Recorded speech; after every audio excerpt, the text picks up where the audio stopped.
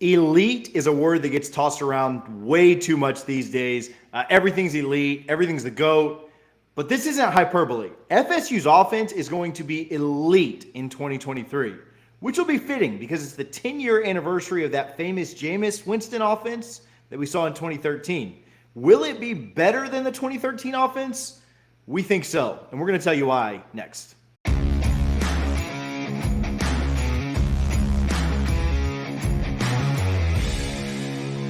Hey guys, thanks for watching, thanks for coming to the channel, and thanks for checking us out today. Hope you guys have a great Christmas, dropping this on Christmas morning, so hopefully you're enjoying it, some time with your friends and family. If you're watching this after Christmas, hopefully you had a good holiday. Appreciate all you guys' support this year, and so we're going to give away two $50 Garnet and Gold gift cards. GarnetandGold.com, the absolute best place when it comes to FSU licensed merch and apparel. You can use code NOSLAW, N-O-S-L-A-W, at checkout to save 15% on their great FSU merch and gear. But as for right now, we are going to give away two $50 gift cards. Want to say we appreciate you guys. Want to give back to the listeners, to the fans. We'll tell you about how to win those a little later in the video. But for now, let's get into it. FSU's offense was really good in 2022. It had an 82.8 efficiency grade according to ESPN's FPI.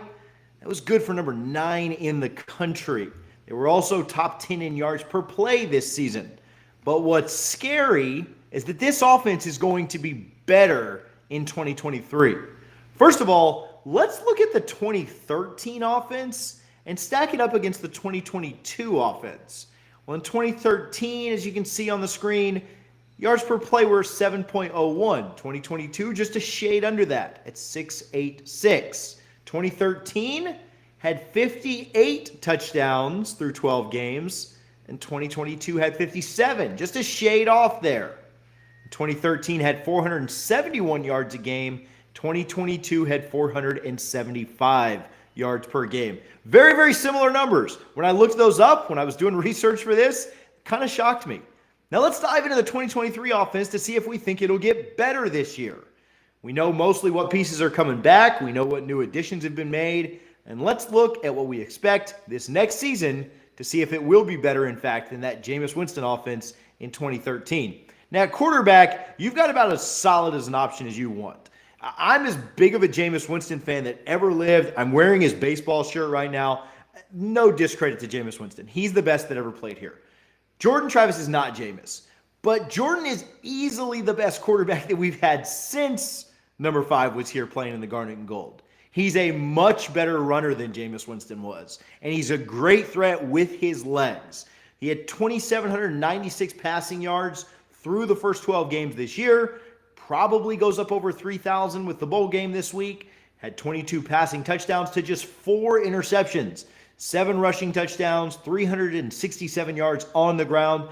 Jordan got better every single season at Florida State, and it's no crazy thought to think that he won't get better again this year. He's already being mentioned as a dark horse in the Heisman, and when the season actually rolls around, I don't think he'll be a dark horse.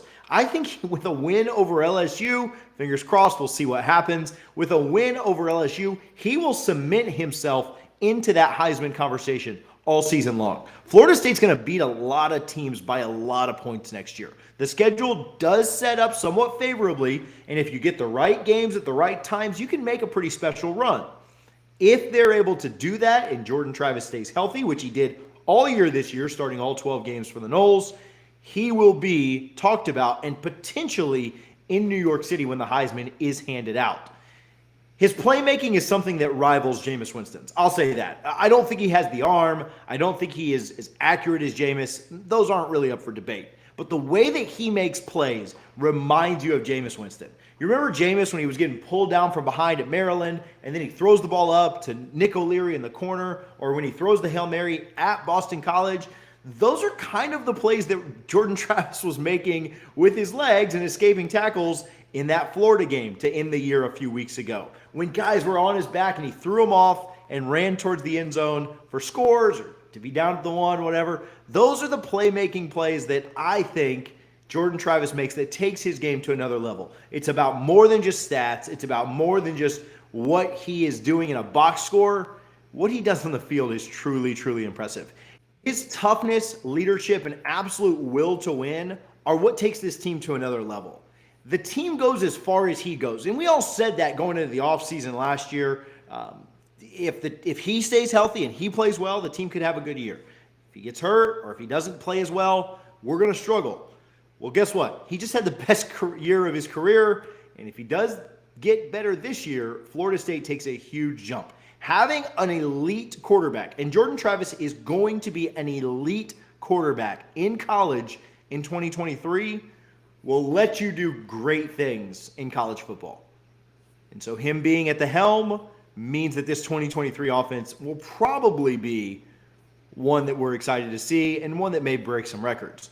Running back is a position that Florida State has had an absolute stable for years and years and years. 2013, remember, you had Devontae Freeman, Carlos Williams, James Wilder Jr. They were beasts for the Seminoles. Devontae Freeman went well over 1,000 yards. Carlos Williams had a ridiculous 8 yards a carry average. And James Wilder Jr. was your absolute change of pace that would just mow people over and run them over. But here's what's crazy. The 2022 room may not have the star power of that roster, but it might be even deeper. We haven't heard from Trayshawn Ward, but if the three-headed monster is back of Ward, Toafili, and of course Trey Benson, that's pretty nasty at the top of a lineup. Then you add in Rodney Hill, CJ Campbell, and a guy that I think a lot of people are forgetting about, Keziah Holmes. You fill out a room that could be one of the best in the ACC. It all starts and ends with Trey Benson. Kid's 35 yards short of 1,000 yards. Florida State fans got amazing news when he announced that he was coming back for one final season in Tallahassee. Mike Norvell and the staff got the absolute most out of Trey Benson this year, and it was phenomenal to watch. Again, 35 yards on Thursday, and he'll have a 1,000-yard season. That'll be the first one since Cam Akers did it. 6.8 yards a carry. That's ridiculous. For comparison's sake, as good as Devontae Freeman was, Freeman averaged 5.9 yards a carry. A full yard better was Benson this year. If he'd have had the number of touches that Freeman had, he'd have well gone over Freeman's total. He had 9 touchdowns on the ground this year, added some more yardage when it came to passing and catching the ball out of the backfield, and was one of the best in the country when it came to broken tackles. The way that he was able to run that second half of the year, obviously you're watching the highlights or you've seen the highlights that are playing next to me, running guys over against Florida, Miami, Syracuse. Never forget the kick return against Boston College. Trey Benson was ridiculous, and he's going to be one of the best running backs in the conference next year and likely the country. Toafili and Ward are your change of pace guys. And if Ward moves on, you've still got a very capable backup in Holmes. You've got Hill, who I know a lot of guys are super, super excited about. And you've got Keziah Holmes, transfer from Penn State, committed there in 2020. Really, really excited to see what he's able to bring to this offense as well. That running back room is extremely deep. And that's really, really exciting for the Noles because you don't want to have to just rely on Trey Benson. Now, having Trey Benson there and having him as your number one, which is what we expect going into the year, is pretty impressive. And the battering ram running that he does is going to be on another level for the Noles, and I think something that will be really, really special for this offense. You've almost got that lightning and thunder with the combo of Jordan Travis's speed and Trey Benson's power. Not that Trey isn't fast himself, but I think that duo in the backfield is going to be pretty ridiculous. You add in all the other guys who the Noles are very, very excited about, and I really like this running back room. I know that it's probably blasphemy to say that it's anywhere close to that one in 2013 with Carlos, Devontae, and James Wilder Jr., but I'm just telling you, this running back room is going to be really, really close to that one, and it might be better when all things are said and done. If the trio of running backs that Florida State had in 2013 was good, the trio of wide receivers was great. Green, Benjamin, Shaw. I don't really need to go much further than that. I think that the fact that you had 3 guys nearly hit 1,000 yards, obviously KB and Rashad hit it, and Kenny was just a few yards short of hitting 1,000, is something that's pretty remarkable, and I don't know if we'll ever truly see that again. Florida State's, again, probably not got the star power of that 2013 team when you look at 23 wide receivers, but the wide receivers are definitely deeper, and they might be a little bit more diverse. We'll see. Johnny Wilson's probably your number one, and he was unstoppable at times this year. When Florida State needed big plays against Louisville, he stepped up and essentially helped you and Tate Rodemaker win that game. When you needed big plays against Wake Forest down to cut that to a one-score game, he was there and made those plays. When you needed a big play against Florida on a 3rd and 6 that you absolutely had to convert, the Noles could not convert that final 3rd and 6.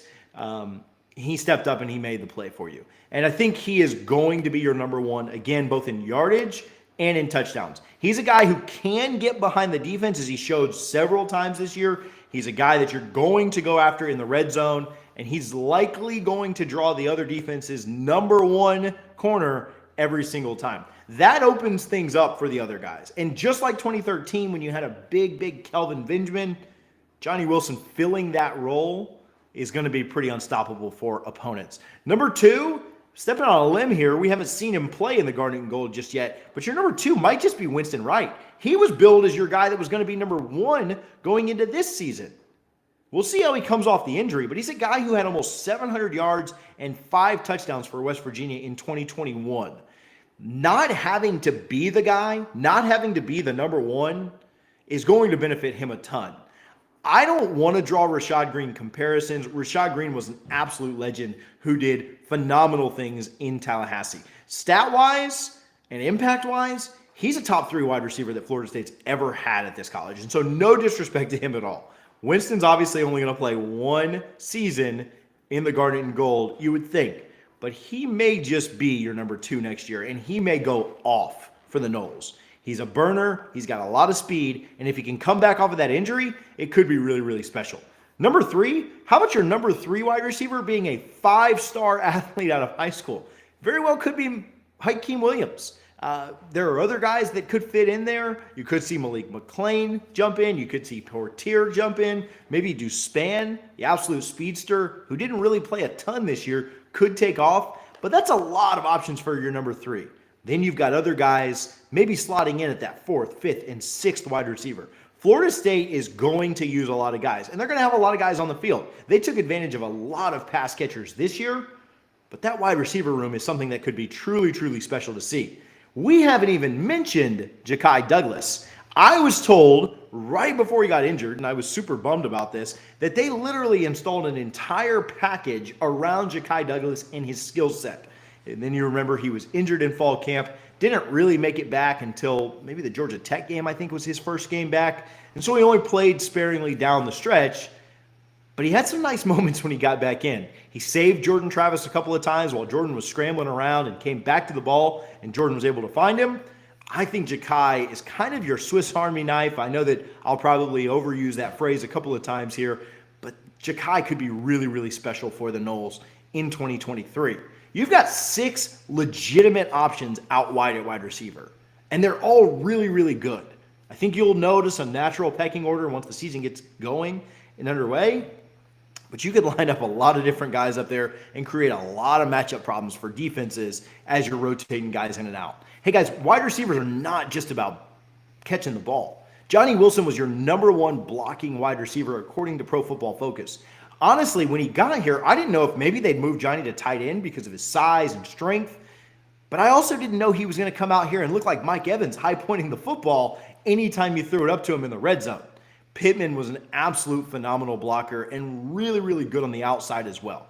Pittman's a guy who came in, knew his role, knew what he needed to do, was very solid for you as a punt return catcher, made some nice plays with his legs back there as well, but out wide, he did everything that was asked of him. Great teammate, did what was needed, blocking and catching the ball, and I think he's going to be really big for the Noles as well. He could be in that list that I left him out a second ago. He could be your number 3 if it's not Hakeem or Portier. You've got so many options out wide, and it's really kind of an embarrassment of riches. May not have, again, the star power of that 2013 team, but it definitely is deeper. It could be even better this year when everything kind of rolls around.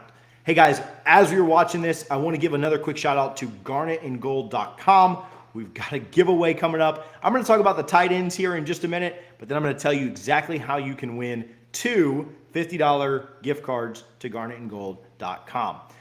Tight end is a position that hasn't been a strength at FSU since 2013 or 2014 when Jack Nicklaus's grandson was out there playing. Yes, Nick O'Leary, who was on campus not too long ago when Florida State added 2 of the top available targets at tight end through the portal. Let's start with Jaheim Bell. We've made a video on him. We've told you about him. But really quickly, top 10 player according to both On3 and 247. He's the best tight end in the portal. 2022, he had 5 touchdowns, 261 yards came on the ground, he had 3 touchdowns there, and 231 yards came catching the rock. He had 2 touchdowns there. For his career, he's got over 1,000 yards all-purpose and 10 touchdowns. I know I just used this phrase, but South Carolina literally listed him on their website as their Swiss Army knife. Phenomenal use of wordage there. He can do anything. He's incredibly athletic. He is an athletic freak. And adding him to this already top 10 offense is not fair. It is not fair for ACC opponents. It's not going to be fair for LSU, and it's not going to be fair for Florida when we play them at the end of the year. Jaheim Bell is going to do some ridiculous things in this Mike Norvell offense. I'm going to use this phrase a little bit later, and I hate that I got to repeat it in the same video twice, but it's a long video, and you guys will just have to get used to it. Him being a playmaker in an offense built for playmakers, when you're talking about that, that's Jaheim Bell to a T. The other one is Kyle Morlock, a 6'7", 250-pound tight end. He's the 4th best tight end in the portal according to both sites. He's got elite ball skills. He makes very tough catches, great catches in traffic. He absolutely uses his body and his weight to fight for the end zone. For how tall he is, this maybe isn't super surprising, but he's got a really good vertical, gets up high. Kind of that old school mentality. He's from the mountains of North Georgia, played at a lower level last year, but I think will translate really well. I hate to use this analogy, but I used it the last time we did a video on Kyle Morlock. He's kind of a mix of Gronkowski and Nick O'Leary, where he's just big and strong and powerful, and then brings that old school want-to mentality. He's going to be pretty good. I think it may take him some time to adjust to this Mike Norvell offense, but he's going to be fantastic for the Noles. Marqueston Douglas is back as well, and Douglas wasn't featured a ton, but he did provide some valuable snaps. I think he was really good for FSU this year. He obviously had the amazing one-handed catch against Louisiana, so he's got some athleticism. He's got some pretty good hands and ball skills. I think Marqueston Douglas will fit nicely into that room as well, and I think he'll only continue to improve. He is a really nice second or third option that you can have in that room based on how the 3 of them develop. We told you guys earlier that we give away some Garnet and Gold gift cards. Here's how to win them. Give me a comment of what you think the score will be against Oklahoma, and the closest 2 scores will win the gift cards. So if you guess 45-21, that's a total of 66. If the score is 65 total points, you're probably winning, unless 2 other people have it. Give me a final score. Whoever's the closest, the top 2, will win it. Only 1 guess. No age limit on the guessing. Get in here and guess at it. Let's go. Get you $50 from Garnet and Gold. GarnetandGold.com. Use code NOSLAW to get 15% off your order. All right, offensive line. We'll talk about them quickly, talk about the team, and get out of here as it compares. FSU's offensive line was one of the best we've seen since 2013 last year. That offensive line in 2013 sent 5 starters to the NFL. Now, I'm not going to pretend that I think all 5 starters in 2023 are headed to the NFL, but I do think there's a chance you could see multiple guys head that way. Let's talk about him. Robert Scott is a guy who should anchor that left side. He was very good for FSU this year. Not quite elite, had to battle through some injuries, and I think that he'll be a lot better next year if he can stay healthy. But he's a guy that Florida State's super excited to get back. Bless Harris could potentially be back. Was injured early in the year, not able to play. I think he's a guy that Florida State will be very excited to see him back out there competing for a starting job. For all intent purposes, he kind of was leaning towards that starting job. This year, unfortunate injury. We'll see if he can get back. Maurice Smith is a guy who had to move over once a couple injuries happened in the interior and started for you at center and really stepped in and took over that starting spot very well. He was an anchor for that offensive line for the Noles. Should only get better here in 2023. Darius Washington, another very solid piece for you this year. You really needed Washington to step up at times and play with injuries on that right side, and I think they're very excited to have Washington back. Florida State then went to the portal and grabbed some guys that were massive additions. First of all, the second best offensive lineman available in Jeremiah Byers. He's a 6'6", 290 offensive tackle, and he certainly could and should win that second tackle spot for the Seminoles this season. Additions of Casey Rada from Colorado and Keandre Jones were also super solid, and they added a ton of snap experience for the Noles. I could see either of those guys competing and pushing for a starting spot, but if they don't start, I think they provide very, very quality depth for the Noles. And as we've seen every year since 2013, injuries on the offensive line happen, and they're detrimental when you don't have good depth. Having more depth pieces on this offensive line will only help you keep things together and help you improve the offensive line in 2013. Julian Armella and other young guys that FSU brought in last year could also compete for jobs on the line, or at least, again, provide quality depth. And based on what I'm hearing, FSU might not be done at offensive line in the portal. There are some guys that have recently entered, some from some rivals and some from some other schools, that I think FSU could look to pull the trigger on to beef up that offensive line, no pun intended, even more. Alex Atkins is about development and coaching, and this unit is going to take another step forward. I'm not sure they'll be 2013 level, but they will at least be the best since then, even better than last year's 2022 squad. FSU's offense in 2013 was truly special, one of the best we've ever seen. That team set a record for points scored. But as we looked at earlier, they operated similarly in a yardage per play and scoring perspective to last year's 2022 team. The 2022 version of the Noles wasn't as efficient as that 2013 team. 2023 needs to improve on that. They need to be better at finishing. They need to be better in the red zone. But they're very close. Mike Norvell's offense, he told us in his introductory press conference, was built for playmakers. And they've got more playmakers now than they've had in the last decade. Maybe more than they had in 2013. Jimbo's offense was truly great in 2013, but it was slow and it required an absolute savant at quarterback. Norvell's offense moves quickly, and the way the team plays for each other and plays without thinking, more based on reactions and making plays and using your athletic ability, I think could make this offense not only more fun to watch, but also really, really elite when it comes to top-end talent. 2022's team is one of the most fun seasons I can remember, but Florida State's team is going to be better at every unit on the offensive side of the ball. Quarterback will take an improvement. Running back, wide receiver, tight end, and O-line all will be better in 2023. Now, the 23 offense is not the type of offense that will put up crazy statistics. It runs too much, and it's competing against teams like USC, who throw the ball in 90% of their plays. Florida State also isn't going to be in a ton of shootouts. We're going to blow out way too many teams to be the number one offense stat-wise. But efficiency-wise, it is absolutely going to be in the top 5 next year. With how close the offense in 2022 was to that 2013 offense, it's not even really that big of a stretch to think that this 2023 offense could be better than the 2013 offense, which is crazy and remarkable to think about when you consider who was on that team, who was leading that team, and what that team did. Put me down for calling the 2023 offense better than the 2013 offense led by Jameis Winston and the boys. Big shout out to our friends over at Garnet and Gold for their support through this video. Make sure that you comment to try and enter to win those Garnet and Gold gift cards. Again, that's the score of the Oklahoma-Florida State bowl game. Closest two will win them. Thank you guys for watching. Make sure you're subscribed. We'll talk to you soon. Go Noles.